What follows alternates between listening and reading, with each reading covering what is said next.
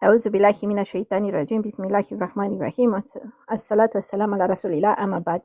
Continuăm astăzi cu cartea aceasta, Postul luna Ramadan, și suntem la punctul 9, excelența respectării postului. Postul are multe beneficii pentru credincioși. La fel ca toate practicile religioase din islam, supunere, postul îl va face pe musulman mai puternic, mai apropiat de creatorul său, Allah preaînaltul, mai binecuvântat și mai fericit să fie cu el preaînțeleptul. Am fost informați cu privire la beneficiile și virtuțile postului, atât în nobilul Coran, cât și în suna profetului Mohammed sallallahu alaihi wasallam. Aceste beneficii și virtuți motivează persoana să-și perfecționeze postul. Mesagerul lui Allah sallallahu alaihi wasallam a subliniat pentru noi care este adevăratul spirit al postului și ne-a explicat că a fi înfometat și însetat în timp ce ignori spiritul postului nu aduce cu sine niciun fel de valoare în fața lui Allah preaînaltul. Trimisul lui Allah sallallahu alaihi wasallam a spus: dacă o persoană nu abandonează falsitatea și acțiunile indecente, să știe că Allah nu are nevoie ca ea să se abțină de la mâncarea și băutura sa. Relată de Bukhari. Adevăratul post, fiecare post care este făcut cu sinceritate, căutând mulțumirea lui Allah cel atotputernic, efectuat în concordanță cu calea explicată de către profet sallallahu alaihi wasallam, are multe virtuți. Virtuțile generale ale postului și cele ale lunii Ramadan, în particular, vor fi discutate mai jos. Primul, în postul este un mijloc de a dezvolta taqwa, conștiința de Allah. Postul este o formă spirituală de adorare care ne învață bunele moravuri, precum onestitatea, credința și loialitatea, și induce pietatea și conștiința de Allah. Acest fapt este indicat în următorul verset. O voi cei care credeți, v-a fost atunci și vouă postul la Siam, așa cum ne-a fost prescris și celor de dinaintea voastră. Poate că voi veți fi dintre al-Mutaqun, cei evlavioși. Traducerea sensurilor, Surat al-Baqara, versetul 183. Versetul de mai sus ne arată în mod clar că virtutea supremă a postului este acela de a dezvolta în inima unei persoane taqwa, conștiința de Allah, și îndeplinirea tuturor îndatoririlor față de el preaînaltul. Acest fapt poate fi făcut prin efectuarea de fapte bune pe care Allah preaînaltul le-a poruncit și prin abținerea de la toate formele de rău pe care el cel atotputernic le-a interzis. Într-adevăr, persoana care a obținut taqwa a obținut excelența în adorarea lui Allah. În multe versete din nobilul Coran, Allah preaînaltul spune că răsplata pentru oamenii taqwa este paradisul. Oamenii taqwa sunt cei care au izbândit atât în această viață cât și viața de apoi, iar ei se vor afla printre locuitorii paradisului.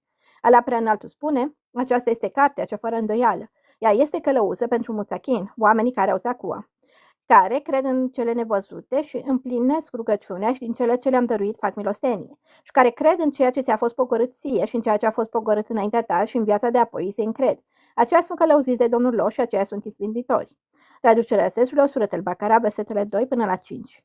De asemenea, el preaînțeleptul spune: și grăbiți-vă spre iertarea Domnului vostru și spre raiul cel întins, cât cerurile și pământul, pregătit pentru mutaqin, pentru cei evlavioși. Traducerea sensurilor, Surat al-Imran, versetul 133. Cea de-a doua virtute, postul este un mijloc de căutare a apropierii de Allah preaînaltul. Credința în Allah, stăpânirea și adorarea sa insuflă în individ dragostea lui Allah. A efectua instrucțiunile lui Allah și a evita interzicerile sale sunt ambele mijloace de a obține fericirea supremă, atât în această viață cât și în viața de apoi, pentru individ și societate deopotrivă. Allah preaînaltul spune: pe cel care face o faptă bună, bărbat ori femeie, și este credincios, îl vom dărui cu o viață bună și noi vom răsplăti pe ei după faptele cele mai bune pe care le-au săvârșit. Traducerea sensurilor, Surat an-Nahl, verset 97. Așadar, Allah preaînaltul le-a poruncit să postim și doar el singur știe ce este cel mai bine pentru noi. Acest fapt este indicat în următorul verset. Dar să postiți este și mai bine pentru voi dacă voi pricepeți. Traducerea sensurilor, Surat al-Baqara, versetul 184. De aceea ar trebui să ne străduim să-l perfecționăm, să ne supunem poruncilor Domnului nostru, astfel încât să ne apropiem de el și să obținem mulțumirea sa. Cea de-a treia virtute, postul este un mijloc de a obține iertarea lui Allah. În realitate, niciunul dintre noi nu este perfect. Cu toții avem slăbiciuni și deficiențe. Ajunge să comite păcate din cauza ignoranței și a supunerii în fața dorințelor noastre, fapt care ne îndepărtează de calea cea dreaptă. Comiterea de păcate, în mod regulat, va conduce la întunecarea și întărirea inimii. Ba chiar ar putea să ne conducă la respingerea completă a lui Allah, fie că ales să ne ierte, sau la comiterea de păcate încă și mai mari. În islam nu există scăpare de păcat, cu excepția cererii de iertare în fața lui Allah cel atotputernic în inimă. În realitate, cererea de iertare de la Allah și întoarcerea spre el cu căință este parte a credinței, fapt indicat de cuvintele lui Allah preaînaltul. Întoarceți-vă cu căință spre Domnul vostru și supuneți-vă lui, înainte de a veni chinul la voi, căci apoi nu veți mai putea fi voi mântuiți. Traducerea sensurilor, Surat al-Zumar, verset 54. Nu ar trebui să disperăm în ceea ce privește mila lui Allah, din moment ce el a spus despre sine însuși că este prea milostivul și atoatiertătorul. Ca parte a milei sale infinite, el a făcut multiple căi de a obține iertare accesibile pentru noi. Printre cele mai importante și folositoare căi de a obține iertare este postul în general și luna Ramadan în particular.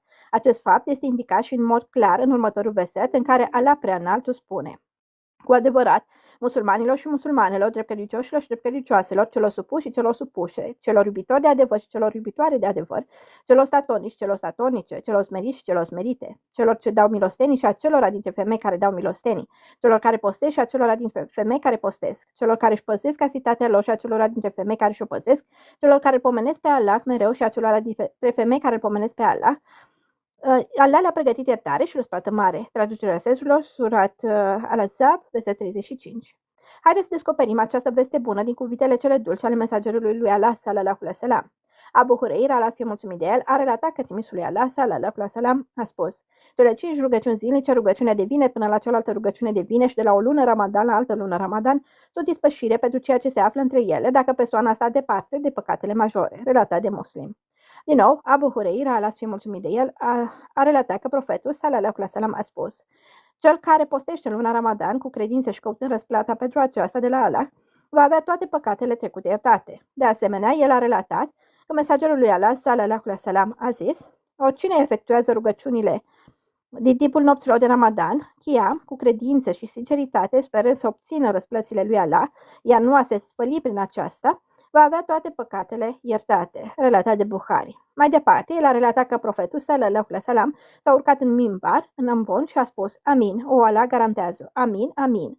De aceea a fost întrebată o mesageră lui Allah: ai urcat în mimbar și ai spus amin, amin, amin. Așadar, el, sallallahu alaihi wasallam, a spus: Jibril, pacea fie asupra sa, a venit la mine și mi-a zis: pe cel care a ajuns luna Ramadan și nu are păcatele iertate, fapt care îl conduce la foc, fie ca Allah să îl depărteze. Spune amin. Așadar, am spus amin. Relatat de Ibn Huzaima, Ahmad și al-Behaki. Allah iubește pe cei care, după ce comit un păcat, îl abandonează imediat și caută iertare pentru păcatele lor la el prea înaltul. Prin căutarea iertării este construită o relație cu Allah între om și Creatorul său. Așadar, ar trebui să cerem iertare în mod constant de la Allah și să nu disperăm niciodată ceea ce privește mila sa.